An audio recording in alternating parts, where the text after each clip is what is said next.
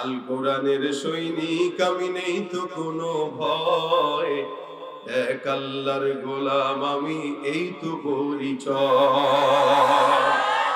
এই পৃথিবীর সবই নকল, এই পৃথিবীর সবই নকল, আসল কিছুই নয়, এক আল্লাহর গোলাম আমি, এই তো পরিচয় আমার, এই তো পরিচয়। ঠিক কিনা? কোরআন হাদিস শাসনতন্ত্র রাসূল আমার নেতা, উৎসাহ মোর চির অম্লান, ইতিহাস বীর গাথা। কোরআন হাদিস শাসনতন্ত্র রাসূল আমার নেতা, উৎসাহ মোর চির অম্লান, ইতিহাস বীর গাথা। এক আল্লাহ ছাড়া আমার দিলে, এক আল্লাহ ছাড়া আমার দিলে নেই তো কারো ভয়, এক আল্লাহর গোলাম আমি, এই তো পরিচয় আমার, এই তো পরিচয়। আল কোরআনের সৈনিক আমি, নেই তো কোনো ভয়, এক আল্লাহর গোলাম আমি, এই তো পরিচয় আমার, এই তো পরিচয়। আলহামদুলিল্লাহ আলহামদুলিল্লাহ নাহমাদুহু ওয়া নাস্তাঈনুহু ওয়া নাস্তাগফিরুহু ونؤمن به ونتوكل عليه ونعوذ بالله من شرور أنفسنا ومن سيئات أعمالنا من يهده الله فلا مضل له ومن يضلله فلا هادي له ونشهد أن لا إله إلا الله وحده لا شريك له ونشهد أن سيدنا وسندنا وحبيب ربنا وطبيبنا وطبيب قلوبنا ومولانا محمدا عبده ورسوله صلى الله عليه وعلى آله وأصحابه وبارك وسلم تسليما كثيرا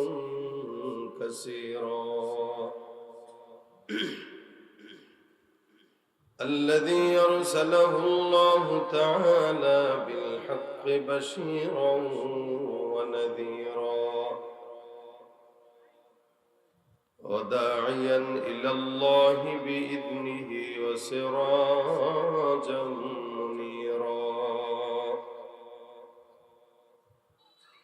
أما بعد فأعوذ بالله من الشيطان الرجيم.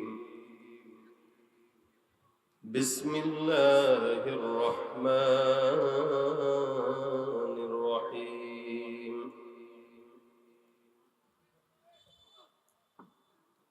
وأن استغفروا ربكم ثم توبوا إليه يمتعكم متاعا حسنا إلى أجل مسمى. صدق الله مولانا العظيم وصدق رسوله النبي الكريم. وقال النبي صلى الله عليه وسلم: من لزم الاستغفار جعل الله له من كل هم فرجا ومن كل ضيق مخرجا ورزقه من حيث لا يحتسب أو كما قال عليه الصلاة والسلام. وقال تعالى: إن الله وملائكته يصلون على النبي يا أيها الذين آمنوا صلوا عليه وسلموا تسليما জবান খুলে সকলে দুরূদ শরীফ পড়ি আল্লাহুম্মা সাল্লি আলা মুহাম্মাদিন ওয়া আলা আলি মুহাম্মাদ কামা সাল্লাইতা আলা ইব্রাহিম ওয়া আলা আলি ইব্রাহিম ইন্নাকা হামিদুম মাজিদ আল্লাহুম্মা বারিক আলা মুহাম্মাদিন ওয়া আলা আলি মুহাম্মাদ كما باركت على إبراهيم وعلى آل إبراهيم إنك حميد مجيد الحمد لله এই মুহূর্তে আপনারা যদি আমাদেরকে সহযোগিতা না করেন আমরা কথা বলতে পারবো না। এজন্য আমি যতক্ষণ আছি ইনশাআল্লাহ আমার সাথে থাকবেন তো কথা বলে। ছাত্র ভাইরা সব রাজি আছেন ইনশাআল্লাহ? যদি আমাকে ঠেলে ঠেলে আপনারা কিছুক্ষণ সময় নেন তাহলে আমার ঘুমানোর কোনো সুযোগ থাকবে না, আর যদি চুপচাপ থাকেন হয়তো ঘুমে ঘুমেও ওয়াজ হইতে পারে। ড্রাইভার গাড়ি চালায়, যাত্রীরা ঘুমায়, হেল্পারও যখন ঘুমায় তখন ড্রাইভার গাড়ি ক্ষেতের মধ্যে নিয়ে যায়। আপনারা আমার হেল্পার এবং যাত্রী, আমি ড্রাইভিং এ বসছি, সুতরাং কিভাবে সামনে আমাকে নেওয়া লাগবে এটার ফিকির আপনাদেরই করতে হবে। পারবেন করতে ইনশাআল্লাহ? যদি কথা বলেন তো ওয়াজও হবে, দুই একটা গজলও হবে। রাজি আছেন শুনতে? আওয়াজ হবে কিসের মতো বলেন? জবান খুলে লিল্লাহে তাকবীর। আল কোরআনের সৈনিক আমি, নেই তো কোনো ভয়, এক আল্লাহর গোলাম আমি, এই তো পরিচয়। এই পৃথিবীর সবই নকল, এই পৃথিবীর সবই নকল, আসল কিছুই নয়, এক আল্লাহর গোলাম আমি, এই তো পরিচয় আমার, এই তো পরিচয়। ঠিক কিনা? কোরআন হাদিস শাসনতন্ত্র রাসূল আমার নেতা, উৎসাহ মোর চির অম্লান, ইতিহাস বীর গাথা। কোরআন হাদিস শাসনতন্ত্র রাসূল আমার নেতা, উৎসাহ মোর চির অম্লান, ইতিহাস বীর গাথা। এক আল্লাহ ছাড়া আমার দিলে, এক আল্লাহ ছাড়া আমার দিলে নেই তো কারো ভয়, এক আল্লাহর গোলাম আমি, এই তো পরিচয় আমার, এই তো পরিচয়। আল কোরআনের সৈনিক আমি, নেই তো কোনো ভয়, এক আল্লাহর গোলাম আমি, এই তো পরিচয় আমার, এই তো পরিচয়। ঠিক না? আমাদের পরিচয় আমরা কার গোলাম? কোনো ভয় আছে? আলহামদুলিল্লাহ, আল্লাহ পাক যেহেতু আনছেন, দিনের বেলা রোদের মধ্যে বসছেন, কষ্ট হবে না তো ইনশাআল্লাহ? সাময়িক কষ্ট হলেও আল্লাহ পাক অন্য জায়গা থেকে বারাকাত দান করবে ইনশাআল্লাহ। আল্লাহ আজকের ওয়াজবাকে ভরপুর কবুল করুন। ভাইরা আমার, আমি আপনাদের সামনে একটি আয়াতে কারিমার অংশ বিশেষ তেলাওয়াত করেছি শুরু। এটার অনুগুলো দু চারটা কথা আল্লাহ পাক আমাকে যেন বলার তৌফিক দেন। যেগুলো বলবো আগে আমাকে আমলের নিয়তে বলার তৌফিক দেন। আগের আমল আর এখন আমল পার্থক্য আছে না? আগে যেন তেন নাস্তিক, মুরতাদ, বাম, রাম, এরপরে দুর্নীতিবাজ, চোর, চোট্টাদেরকে মাহফিলে জায়গা দিতেন, সভাপতি বানাইতেন। ইনশাআল্লাহ যদি বুঝমান হয়ে থাকেন, যদি দেমাগে কিছু থেকে থাকে, সামনের আগামী বাংলাদেশে কোনো প্রকার দুর্নীতিবাজ, চোরদেরকে স্টেজে জায়গা দিবেন না। এটা আল্লাহওয়ালাদের জায়গা, এটা আল্লাহওয়ালাদের মজলিস, আলেমদের মজলিস। আলেমদের স্টেজে কোনো চোরের জায়গা হতে পারে না। আর কেউ যদি এই কথা বলে যে আমার কোনো গুনাহ নাই, ও তো সবচেয়ে বড় চোর। যেখানে যত বড় বুজুর্গানে দিন না থাকুক, যেখানে আমিরুল মুমিনিন হযরত ওমরের মতো লোক বলতেন যে আমার নাম কি মুমিনের খাতায় না মুনাফিকের খাতায়, এটা নিয়ে আমার পেরেশান। হযরত ওমর এই কথা বলতেন, যার ব্যাপারে নবী করিম সাল্লাল্লাহু আলাইহি ওয়াসাল্লাম হাদিস বর্ণনা করেছেন যে আমার পরে কোন নবী যদি আল্লাহ দুনিয়াতে পাঠাতো, আমার পরের নবী হতো ওমর। সুবহানাল্লাহ। দাম কি বেশি না কম ওমরের? এই ওমর রাদিয়াল্লাহু তাআলা বলতেছেন আমার নামটা কি মুমিনের খাতায় না মুনাফিকের খাতায়? আমি কি ইমানদারের খাতায় নাকি গুনাহগারের খাতায়? ওমরের মতো লোক। আর কোথাকার কোন নাস্তিক মুরতাদ শয়তান এসে বলতেছে আমার গুনাহ নাই, এ কারণে আমি আমিনও কই না, এ কারণে আমি আল্লাহর কাছে ক্ষমাও চাই না। আরে শয়তানও তো পর্যন্ত এরকম শয়তান হয় নাই। শয়তান এদেরকে দেখলে হাসে আর বলে আমি কি শয়তান, আমারে না পাঠায় তারে পাঠাইলে ভালো ছিল। শয়তান থাকা লাগে আর এগুলো থাকলে কি বলেন? এদেশে এরকম দু চারটা থাকলে শয়তান লাগে?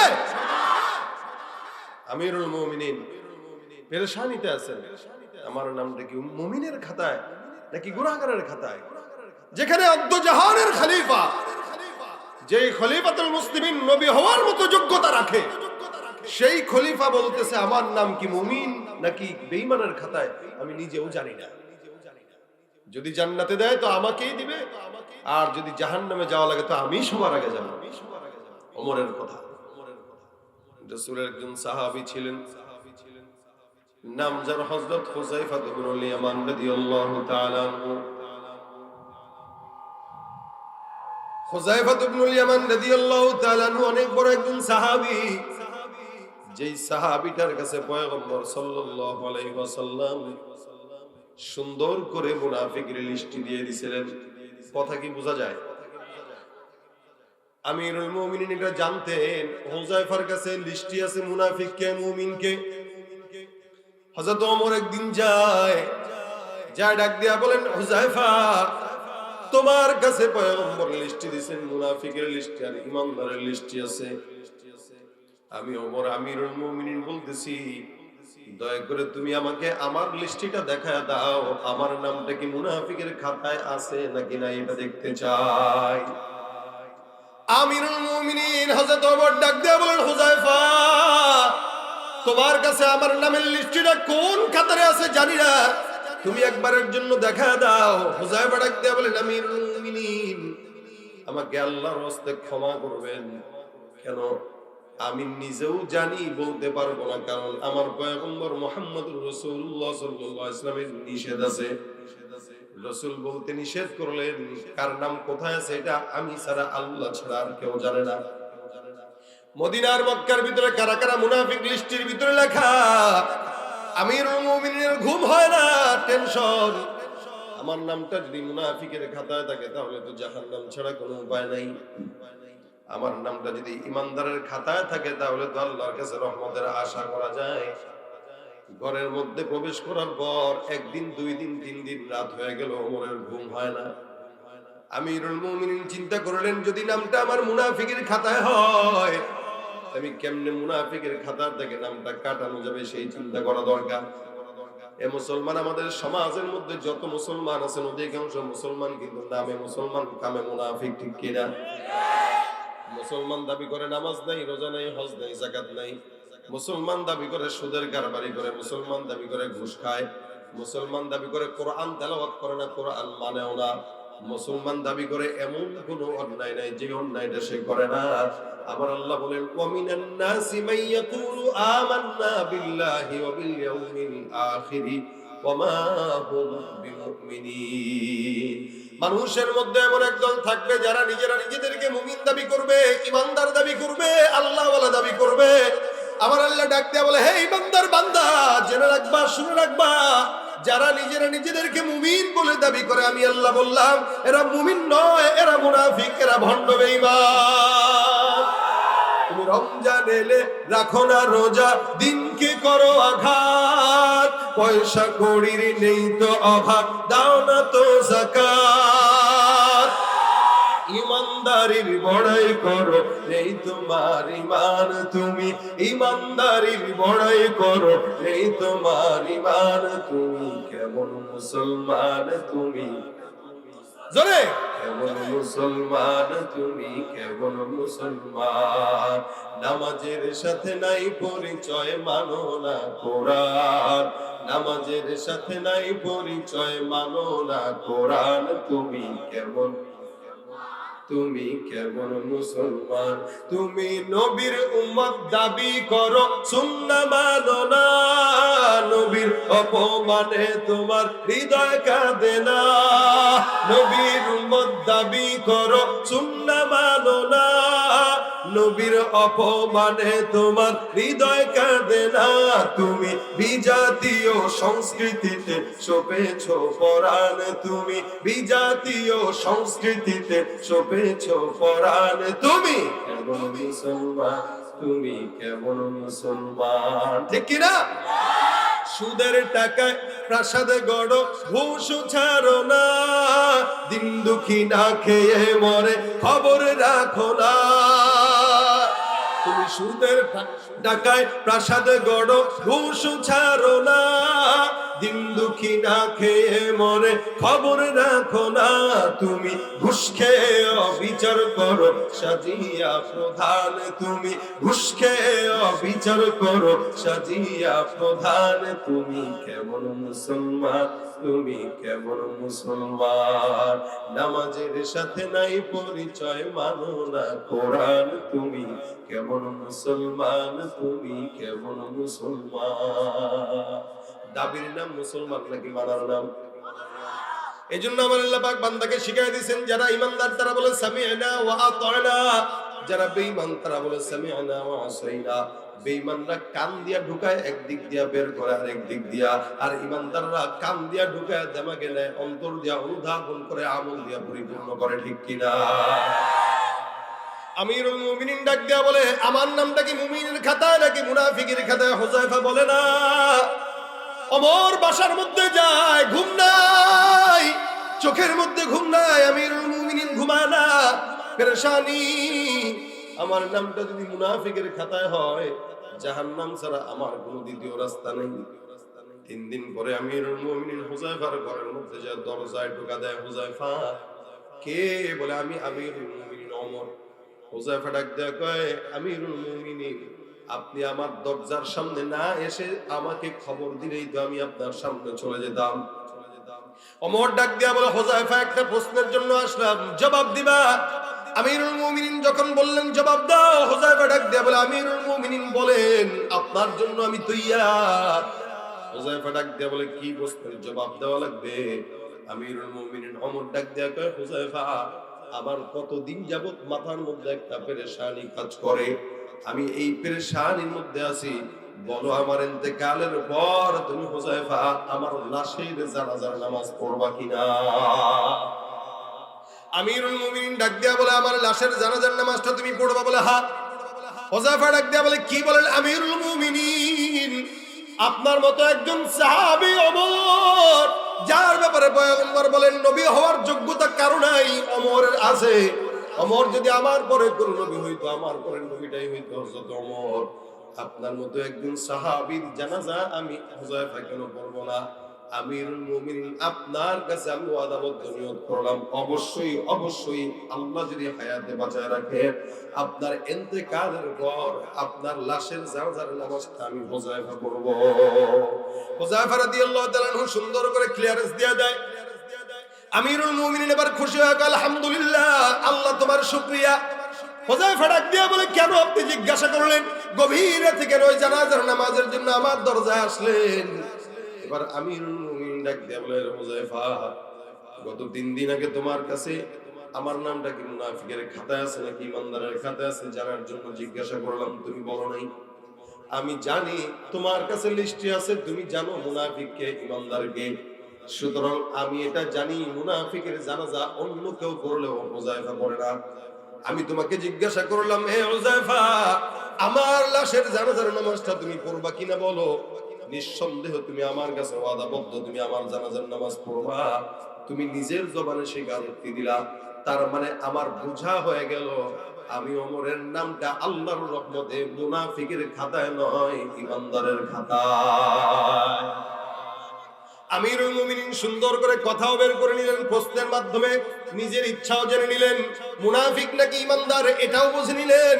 হে মুসলমান, যেখানে আমিরুল মুমিনিন ওমরের মতো একজন লোক পেরেশানিতে আছে, সেখানে আমাদের দেশে ঘুষখোর, সুদখোর, নাস্তিক, মুরতাদরা যদি কয় আমার কোনো গুনাহ নাই, বুঝতে হবে গুনাহগার হওয়ার জন্য, নাস্তিক বেঈমান হওয়ার জন্য এতটুকু কথার বাইরে কোনো কথা দরকার নাই।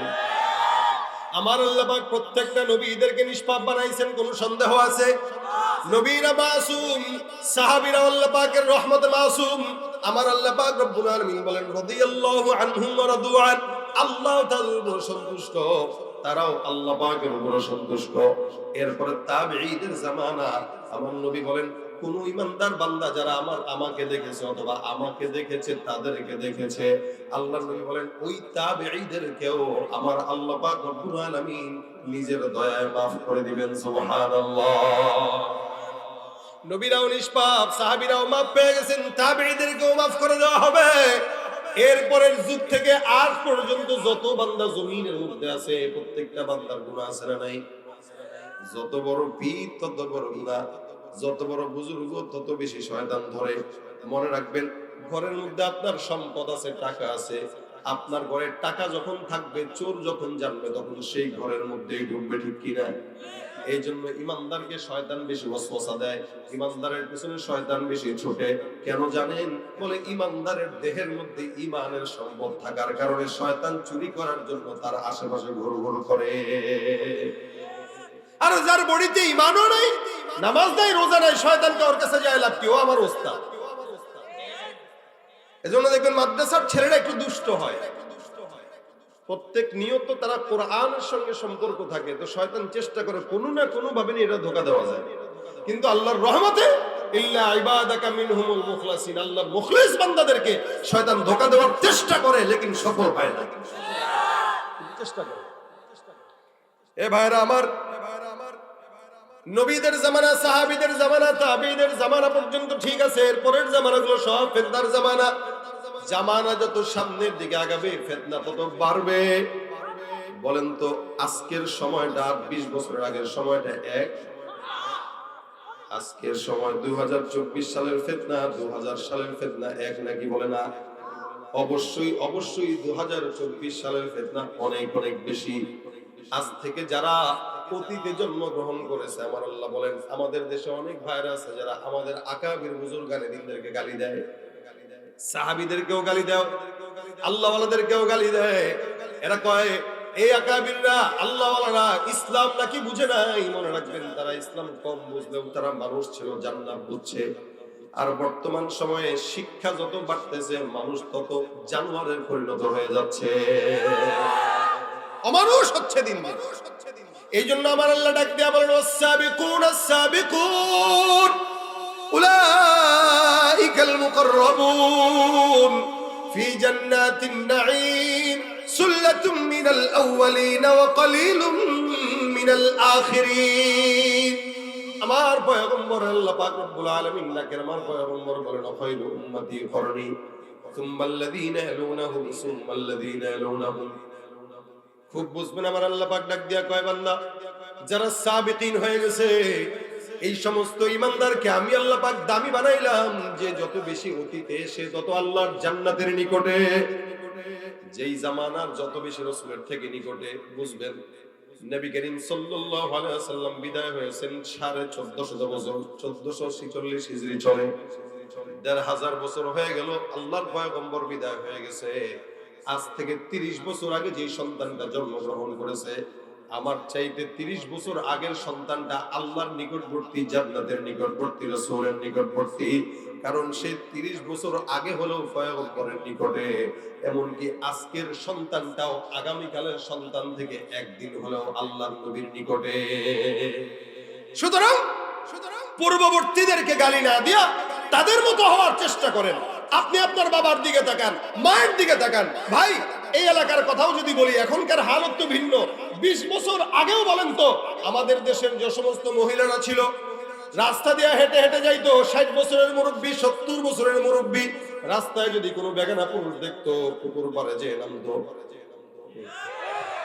রাস্তায় কোনো বেগানা পুরুষ দেখলে এই পর্যন্ত ওড়না টেনে দিত, শাড়ির আঁচলটা এই পর্যন্ত টেনে দিয়ে ওই গাছের আড়ালে, বিল্ডিং এর আড়ালে, টিনের চালের আড়ালে লুকাইতো। আর বর্তমান সময়ে নারীরা পুরুষদেরকে দেখার সাথে সাথে লুকাবে তো দূরের কথা, ওড়না বুকে থাকলেও সেটা সরায় দেয়। এটাই বাস্তব। তার মানে আমার মা খালারাই ভালো, সামনে যারা আসতেছে এরা যতদিন যাচ্ছে ততই উগ্র হচ্ছে, ঠিক কিনা? নারীদের হালত তো এখন এরকম, মাআযাল্লাহ, আল্লাহ মাফ করুক, বেশিরভাগ মানুষই তো ভালো, কম মানুষই খারাপ, কিন্তু বর্তমান সময়ে বেশিরভাগ মানুষই খারাপ, কম মানুষই ভালো। যার কারণে মা বোনরাও দিন যত যাচ্ছে উগ্র হচ্ছে। বাজারে যাবেন নারী, মার্কেটে যাবেন নারী, সংসদের মধ্যেও নারী, সব জায়গায় নারী, আর পুরুষরা সব ঘর জামাই হয়ে বসে আছে শ্বশুর বাড়ি। নারী বেশি না? ফিতনা বাড়তেছে না কমতেছে?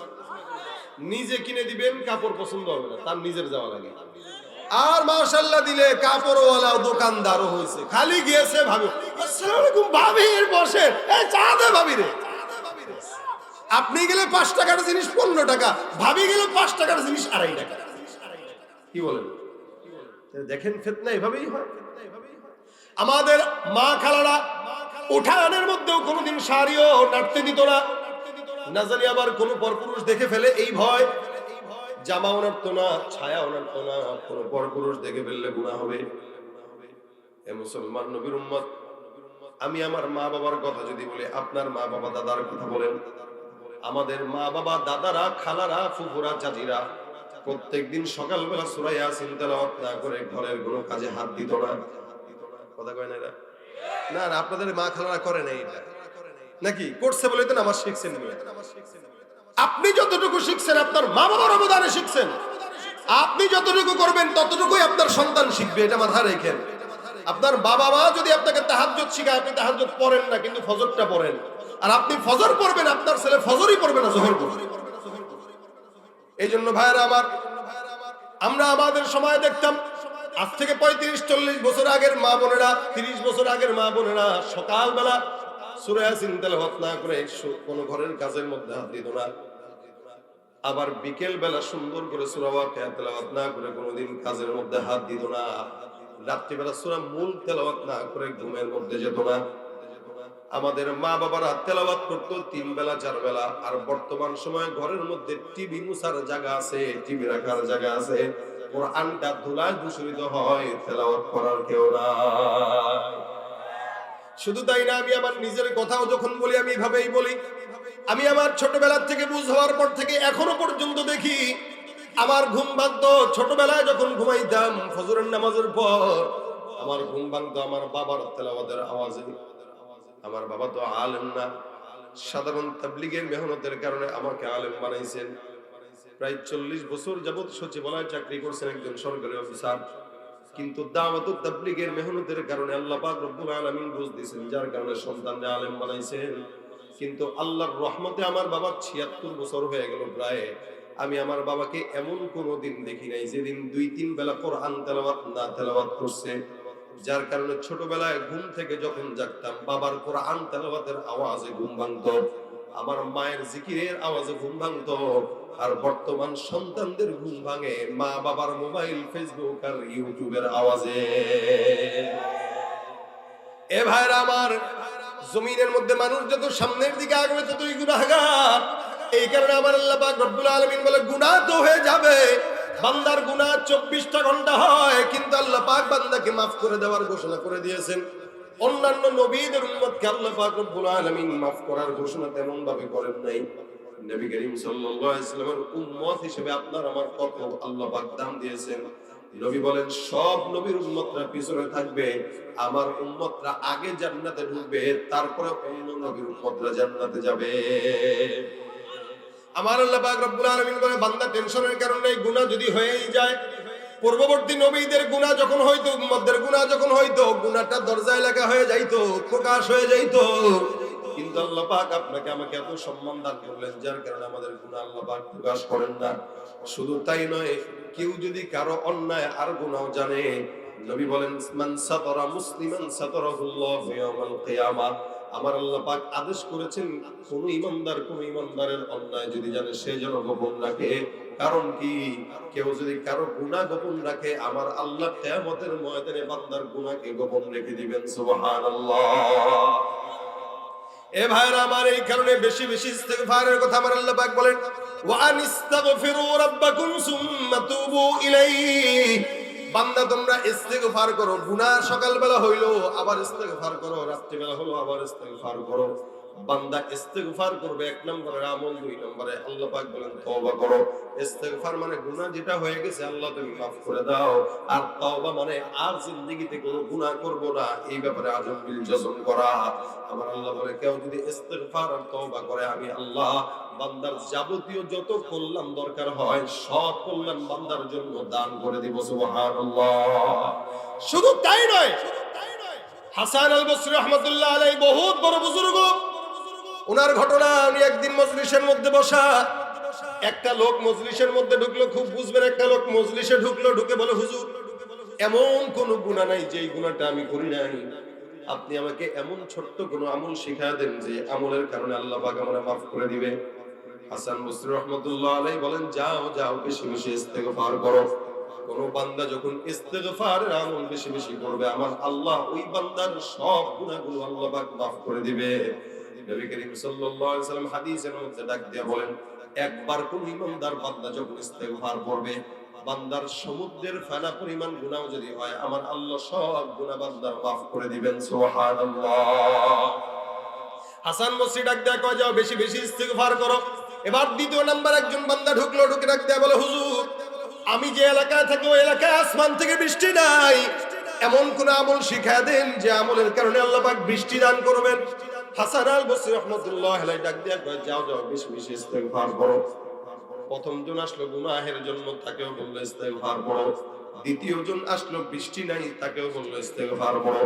তৃতীয় জন এসে ডাক দেয়া বলে হুজুর আমার সম্পদ নাই, বাসায় বিবিরে ভালো মতো কাপড় চোপড় কিনে দিতে পারি না, সন্তানকে খাওয়াইতে পারি না, এমন কোন আমল শিখায় দেন যে আমলের কারণে আল্লাহ পাক রব্বুল আলামিন রিজিকের মধ্যে বরকত দান করবে।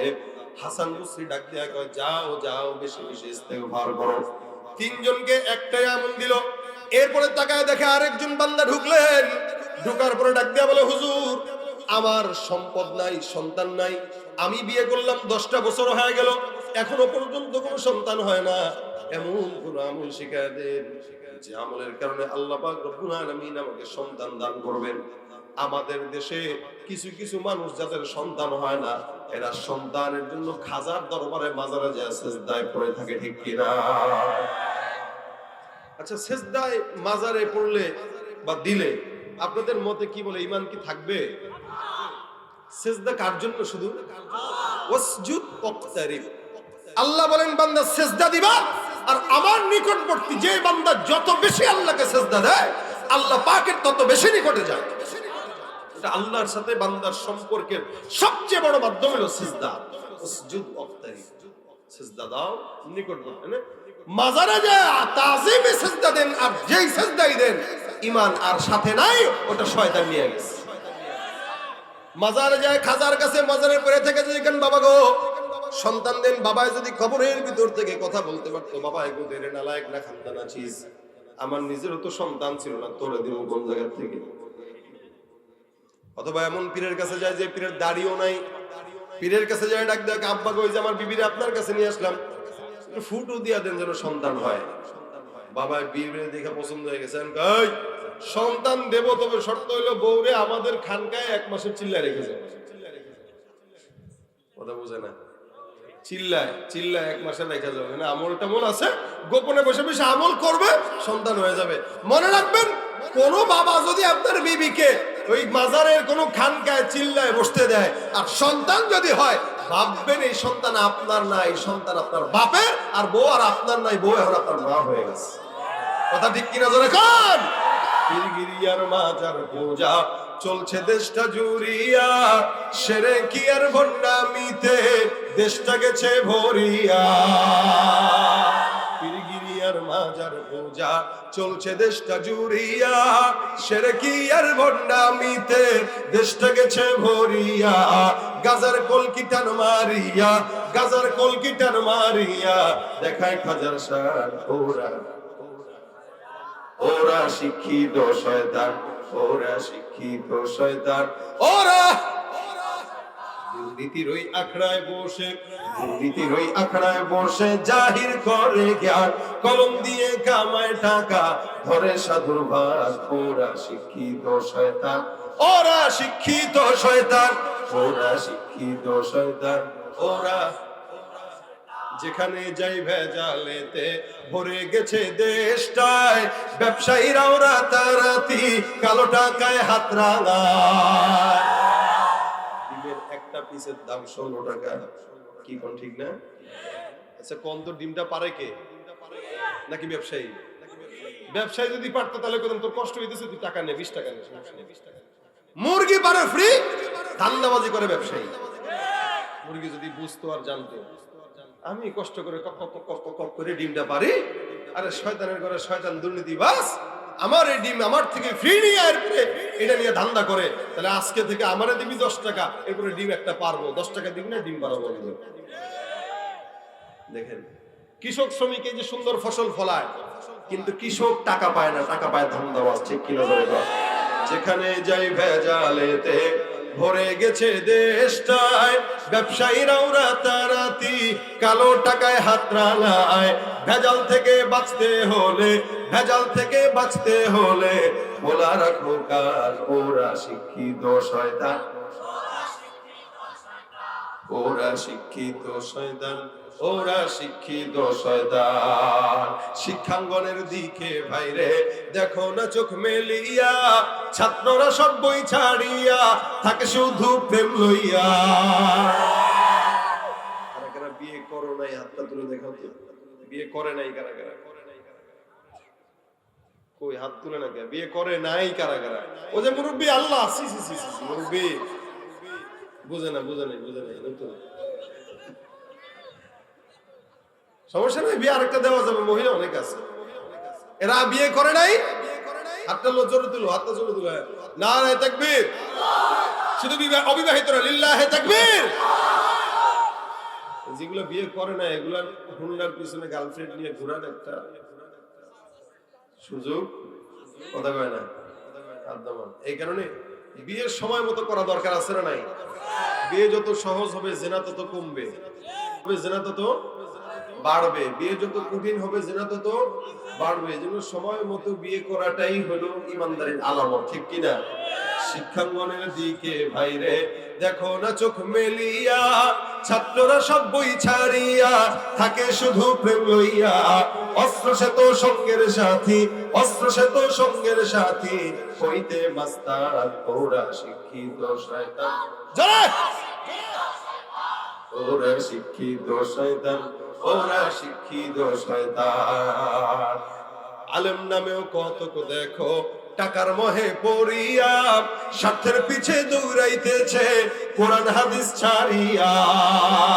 আবার জিহাদ ছেড়ে কেউ বা ধরছে, জিহাদ ছেড়ে কেউ বা ধরছে দরবেশেরই ভার। ওরা শিক্ষিত শয়তান, ওরা শিক্ষিত শয়তান, ওরা শিক্ষিত শয়তান, ওরা শিক্ষিত শয়তান। ঠিক না বেটি? একটু রাগ করছেন কেউ আপনারা? সবাইরেই দিছি, কথা কয় না? সবাইরেই দিছি, আমি আমারেও দিছি। যারাই অন্যায়ের পথে থাকবে আমরা তাদের বিরুদ্ধে, অন্যায়ের পক্ষে যে থাকবে আমরা তার পক্ষে আছি। মনে রাখবেন, অন্যায়, জুলুম, নির্যাতন যে দেখে, যে সহ্য করে, যে সাপোর্ট করে, সবাই সমান। এজন্য আমরা অন্যায়ের পক্ষে না বিরুদ্ধে। নারে তাকবীর। খাজার কাছে যাওয়া যাবে, মাজারে সিজদা দেওয়া যাবে ইনশাআল্লাহ। আপনারা কিসের জোয়ান? এই যে আমার সামনে একটা জোয়ান বসে রয়েছে, তাগড়া মাশাআল্লাহ, লাঠি একটা হাতে আছে। বাইরে সোজা করে দিবেন সব নাস্তিক, ঠিক আছে নি? বাইরে সোজা করে দিবেন সব নাস্তিক, মাশাআল্লাহ। যুবক হন তো এটাই হওয়া দরকার, কিও ঠিক না? শাবাবাত হো তো এসি হো। ভাইরা আমার দেখেন, হ্যাঁ ঠিক আছে, একজন আসছে প্রথমে গুনাহের জন্য, তাকে কি বলছে? কথা কয় না। তারপরে আসছে বৃষ্টি হয় না, তাকে কি বলছে? তারপরে আসছে সম্পদ নাই, তাকে কি বলছে? তারপরে আসছে সন্তান নাই, তাকে কি বলছে? হুজুর আমার ক্ষেতের মধ্যে ফসল নাই, কয় যাও যাও বেশি বেশি ইস্তেগফার করো। আরেকজন এসে কয় হুজুর পেরেশানিতে আছি, সরকারের সময়, স্বৈরাচারীর সময় মামলা দিছিল, ওই মামলা নিয়ে কোনো পেরেশানিতে এমন কোন আমল শিখায় দেন যে আমলটার কারণে পেরেশানি দূর হয়ে যাবে। হাসান বসরি ডাক দেয়া কয়, যাও যাও বেশি বেশি ইস্তেগফার করো। এতগুলা মানুষ আসলো, যারাই আসলো সবাই ইস্তেগফারের কথা বললেন। পাশে 2-4 জন মুরিদ দান যারা আছে, এই মুরিদটা ডাক দেয়া কয়, কি ব্যাপার হুজুর, বুঝলাম না, সব বান্দাদেরকে একটাই আমল দিছেন মনে হয়, আর কোন আমল শিখেন নাই। সব মানুষের একই জিনিস। দেখবেন কিছু কিছু গ্রাম্য ডাক্তার আছে, যেই রোগের জন্যই যাবেন নাপা এক্সট্রা, ওষুধ একটাই। পেট ব্যথা তো নাপা এক্সট্রা, মাথা ব্যথা নাপা এক্সট্রা, জ্বর তো নাপা এক্সট্রা। গুলিস্তানে আরো বেশি আছে, পল্টনে, গুলিস্তানে মাজার ব্যথা, বাতের ব্যথা, পেটের ব্যথা, চোখের ব্যথা, মাথার ব্যথা, সব ওষুধ একটা, টাকা হলো 10 টাকা। হাসান আল বসরি ডাক দিয়ে বলতেছেন, হুজুর এতগুলো মানুষ আসলো, আমল দিলেন একটা, কারণটা বুঝলাম না। হাসান বসরি বলেন, এই আমলটা আমি নিজে দেই নাই, এই আমলটা আমার আল্লাহ পাক কোরআনের মাধ্যমে বান্দাকে জানিয়ে দিয়েছেন। সুবহানাল্লাহ। আমার আল্লাহ পাক ডাক দিয়া বলেন, ফাকুল তুস্তাগফিরু রাব্বাকুম ইন্নাহু কানা গফফারা ইউরসিলিস সামাআ আলাইকুম মিদরারা ওয়া ইউমদিদুকুম বিআমওয়ালিন ওয়া বানিনা ওয়া ইয়াজআল লাকুম জান্নাতিন ওয়া ইয়াজআল লাকুম আনহারা। আমার আল্লাহ পাক রব্বুল আলামিন বলেন, তোমরা বেশি বেশি ইস্তিগফারের আমল করো, কেননা কোন ইমানদার বান্দা গুনাহ করতে করতে করতে করতে যদি পাহাড় সমান করে ফেলে, আমি আল্লাহ পাক ওয়াদা করলাম বান্দা নেককার ভাবে ঈমানের সঙ্গে আমলের সঙ্গে ইস্তিগফার করবে, সব গুনাহগুলো আমি আল্লাহ ধুয়ে মুছে সাফ করে দিব। এটা হলো 1 নাম্বার, যারা গুনাহগার তাদের জন্য আমি আল্লাহর আয়াত। 2 নাম্বার, ইউরসিলিস সামাআ আলাইকুম মিদরারা, কোন ইমানদার বান্দা যদি বৃষ্টি না আসে আসমান থেকে, ওই বান্দা যখন ইস্তিগফার করবে, আমি আল্লাহ পাক রব্বুল আলামিন বান্দার ইস্তিগফারের কারণে আসমান থেকে বৃষ্টির ফয়সালা করে দিব।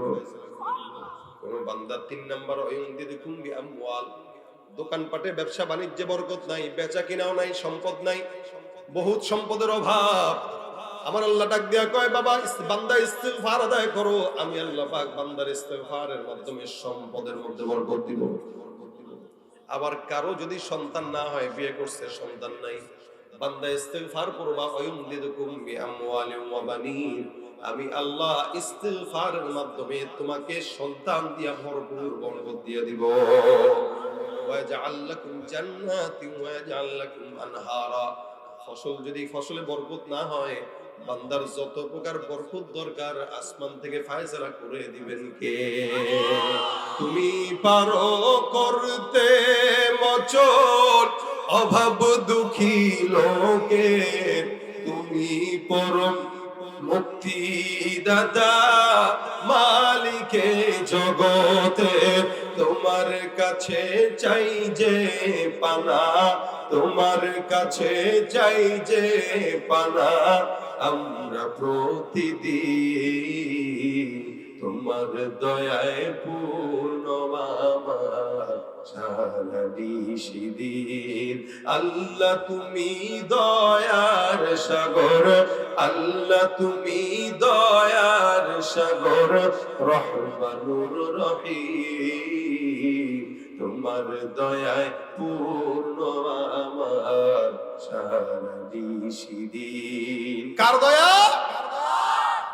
আমার পয়গম্বর বলেন, মাল্লাজিমাল ইস্তিগফার জাআলাল্লাহু লাহু মিন কুল্লি হাম্মিন ফারজা ওয়া মিন কুল্লি দীকিন মাখরাজা ওয়া রাযাকাহু মিন হাইথু লা ইয়াহতাসিব। কোন ইমানদার বান্দা যখন জবানের মধ্যে ইস্তিগফারকে লাজিম বানায় নেয়, আমার আল্লাহ ওই বান্দাকে সহযোগিতা করা আল্লাহর জন্য লাজিম বানায় নেয়। ইউমাত্তিউকুম মাতাআন হাসানা, ইউমাত্তিউকুম মাতাআন হাসানা, দুনিয়ার যত মাতা দরকার, যত ভোগ সামগ্রী দরকার, কল্যাণ ভোগ সামগ্রী দরকার, সবকিছু আল্লাহ পাক ইস্তিগফারের মাধ্যমে বান্দাকে দিবে। কতদিন? ইলা আজালিন মুসাম্মা, নির্দিষ্ট সময়, মওত পর্যন্ত। সুবহানাল্লাহ। তাহলে আপনার ইস্তিগফার পড়া শুধু কি হুজুরের জন্য দরকার নাকি ব্যবসায়ীর জন্য দরকার? আপনার যদি গুনাহ মাফের জন্য ইস্তিগফার করতে না মন না চায়, আপনি বড়লোক হওয়ার জন্য হইলেও পড়েন। কারণ এই দেশের বড়লোক হইতে চায় না এমন কেউ নাই, সবাই ধনী হতে চায়, কিন্তু আগায় হইলো উল্টা পথে, ভাও পথে আগায় না। ধনী হইতে চায়, নেতার খাতায় নাম লেখায় দুর্নীতি করে জনগণের টাকা চুরি করে তারপরে বাড়ি বানায়। এই জন্যই তো 16 বছরের পরে বাড়ি আর বাড়ি থাকে না, এটা পুইরা ছাই খায় হয়ে যায়। এই যে টাকাটা কামাইছিল উল্টা পথে, ভাও পথে না। এই টাকাটা যদি ইস্তেগফার করে কামাইতো, বাড়ি জিন্দেগিতেও ঢুকতো না, সম্পদ পড়তো না, ক্ষমতা না থাকলেও বাড়ি টিকে থাকতো। ক্ষমতা আর বাড়ি উভয়টাই কামাইছে উল্টা রাস্তায়, যার কারণে একটাও টিকে নেই। এই কারণে যেটা দরকার ইস্তেগফার করেন। এক বান্দা আল্লাহর কাছে দোয়া করে, আল্লাহ আমার টাকা দরকার, আল্লাহ আমার সম্পদ দরকার, আল্লাহ আমার গাড়ি দরকার, আল্লাহ আমার ক্ষমতা দরকার। আরেক বান্দা কিচ্ছু করে না, খালি আস্তাগফিরুল্লাহ আস্তাগফিরুল্লাহ আস্তাগফিরুল্লাহ। আল্লাহ পাক বলেন আমি ওইটারে দিব না, এটারে দিব না। সুবহানাল্লাহ। যে আল্লাহর কাছে কয় আল্লাহ আমার সম্পদ দরকার, সম্পদ দরকার, আরেকজনকে আস্তাগফিরুল্লাহ আস্তাগফিরুল্লাহ। আল্লাহ কয় সম্পদ দরকার যে বলে, তার আগে যে ইস্তেগফার করলো তাকে দান করে দেন। কারণ সে ইস্তেগফার করছে, ভাও মতো আগাইছে, উল্টা পথে আগায় নাই। উল্টা পথে আগাবেন, সম্পদ থাকবে না, ওটা জনগণের দখলে চলে যাবে। উল্টা পথে আগাবেন, ক্ষমতা জনগণের দখলে চলে যাবে। উল্টা পথে আগাবেন, কোন জিনিস আপনার থাকবে না, অন্যের কাছে যাবে। আর ভাও পথে আগাবেন, সবকিছু আল্লাহ পাক আপনার জন্য স্থায়িত্ব দিবে। দুনিয়াতে যেটা থাকার ওটা থাকবে, যেটা না থাকার ওটা আখিরাতে জমা হয়ে জান্নাতের মেহমান হয়ে আপনি ওখানে যাবেন করবেন। এই জন্য ভাই, যুবক, মুরব্বী, ছাত্র, সবার জন্য কথা একটা, আমার জন্য কথা একটা। হাতের কাজ আছে, পায়ের কাজ আছে, জবানের আমাদের কোনো কাজ থাকে না। আমরা জবানের কাজ উঠায় রাখবো। দোকানপাটে বসে রয়েছি, রিক্সা চালাই দিছি, অটো চালাচ্ছি, হুন্ডা চালাচ্ছি, কাজ কাম নাই, কিচ্ছু নাই। চায়ের দোকানে বসে গীবত শেখায়ত না করে যতক্ষণ সময় হয় আস্তাগফিরুল্লাহ আস্তাগফিরুল্লাহ আস্তাগফিরুল্লাহ। প্রতিনিয়ত নবী করিম সাল্লাল্লাহু আলাইহি ওয়াসাল্লাম বলেন, আমি নিজে রাসূল হওয়ার পরেও 100 বার ইস্তেগফার করতাম। তাহলে রাসূল যদি 100 বার পড়েন, আমাদের তো 1 কোটি বার পড়া দরকার। কিন্তু আমরা একবারও পড়ি না, আমাদের মনেও থাকে না।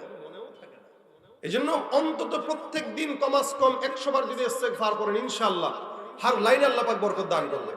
5 ওয়াক্ত নামাজের পরে 20 বার করে পড়ে ফেলেন না, সহজ। আমি আপনাদেরকে আমল দিতেছি না, আমি আল্লাহর আমলটা আপনাদের কাছে নকল করে বলতেছি। প্রত্যেক দিন যদি কমাস কম 20 বার করে 5 ওয়াক্ত নামাজের পরে পড়েন 100 বার, খুব আসানের সঙ্গে হয়ে যায়। 20 বার করতে 20 সেকেন্ড লাগবে, এর বেশি লাগবে? 20 সেকেন্ড লাগবে, এর বেশি লাগবে। আপনি যদি প্রত্যেক দিন পড়েন, আপনার দোকানে বরকত নাই, আপনি পড়েন। আপনার মাদ্রাসা চালাইতেছেন, মাদ্রাসার সহযোগিতার জন্য আপনি পড়েন। মসজিদ চালাচ্ছেন, মসজিদ চলে না, টাকা নাই, মসজিদ গড়া দরকার, আপনি পড়েন। আপনার বিবি সংসারে কথা শুনে না, উল্টা পাল্টা করে, আপনি ইস্তেগফার করেন। সন্তান বেয়াদব, ইস্তেগফার করেন। কোন বিপদ দরকার, কোন মুসিবত আর কোন পেরেশানি, এমন কোন মুসিবত দুনিয়াতে আসে না যেটা ইস্তেগফারের মাধ্যমে পূরণ হয় না। অর্থাৎ প্রত্যেকটা বিপদ ইস্তেগফারের মাধ্যমে দূর হয়, প্রত্যেকটা আশা ইস্তেগফারের মাধ্যমে পূরণ হয়। এজন্য আজ থেকে ইনশাআল্লাহ আল্লাহ পাক আগে আমাকে আমল করার তৌফিক দেন, এরপর আপনাদেরকে দেখ। বলেন আমিন।